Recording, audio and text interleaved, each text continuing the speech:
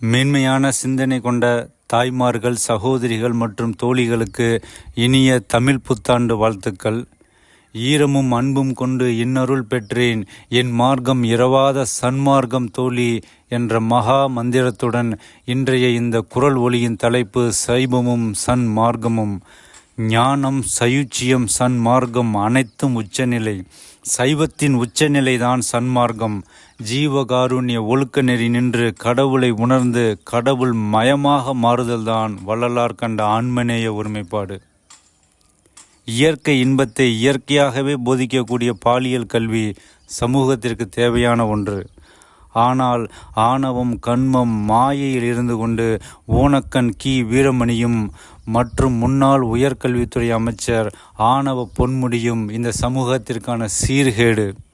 இவர்கள் அருவருக்கக்கூடிய அல்லது உணர்ச்சியை தூண்டக்கூடிய பேச்சுதான் இவர்களின் பேச்சு.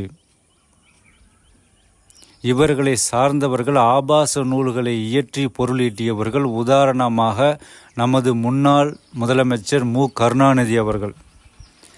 அதனால் தாய்மார்கள் சாராய மாடல் அழுக்கு மூட்டையை இன்னமும் சுமக்க வேண்டாம் என்று தாழ்மையுடன் கேட்டுக்கொள்கிறோம். நன்றி, வணக்கம்.